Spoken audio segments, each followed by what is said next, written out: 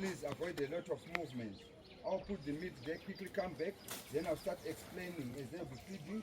Once I finish, I'll hand it over to you, then you ask questions or you add on what I'll get said. Is it okay? Thank you very much.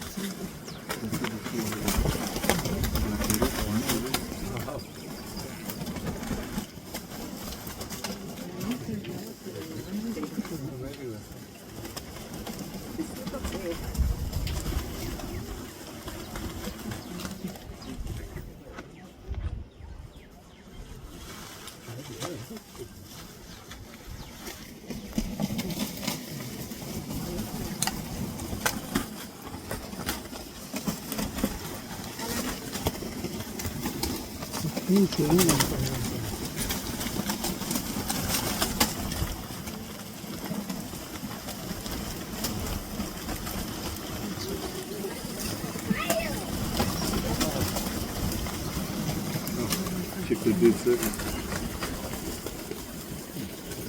Well, so we see all the vultures already here.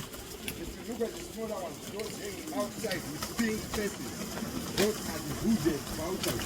And the rest of the center there, the bigger ones, some of them are looking more like what the players, isn't it?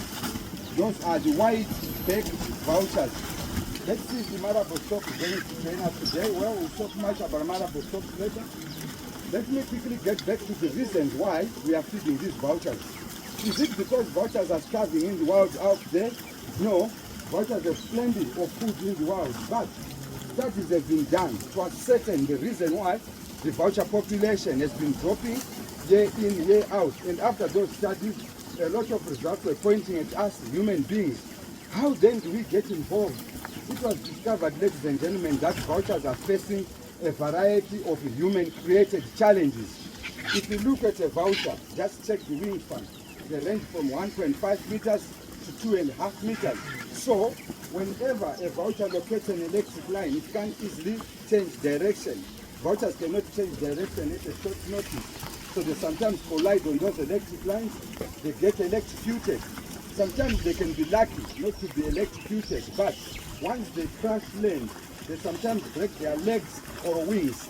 Once one of those gadgets is lost, they won't be able to take off.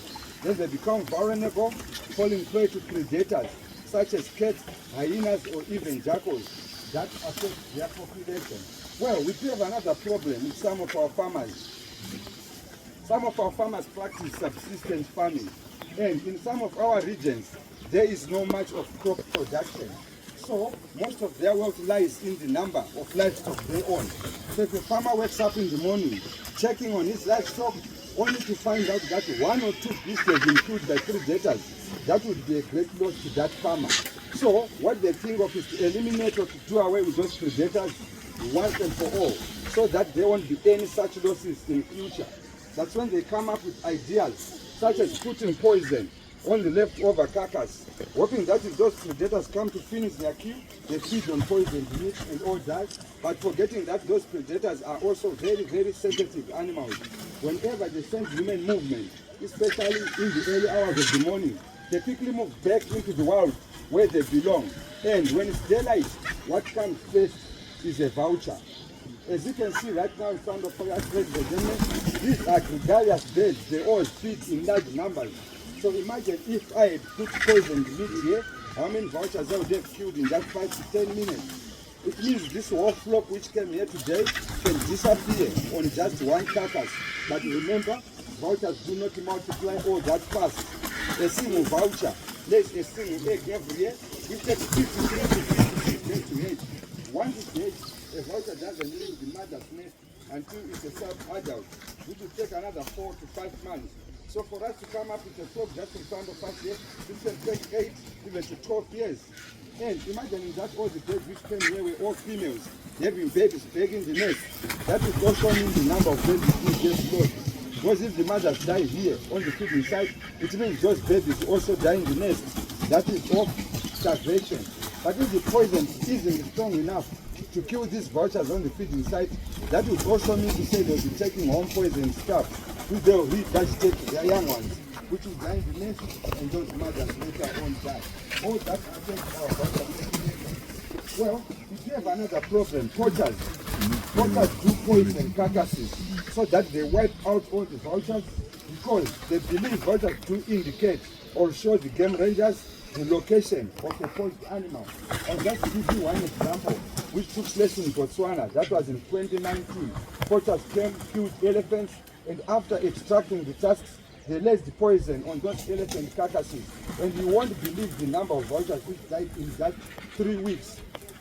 537 vultures were killed in just 3 weeks, and those are not the only vultures which died. Some flew away, died somewhere else, some left their eggs, some left their young ones. So the number could be twice or more, and so far it's recorded as the biggest loss in history. It was a massive destruction. Well, without wasting much of our time, ladies and gentlemen, if you look in our African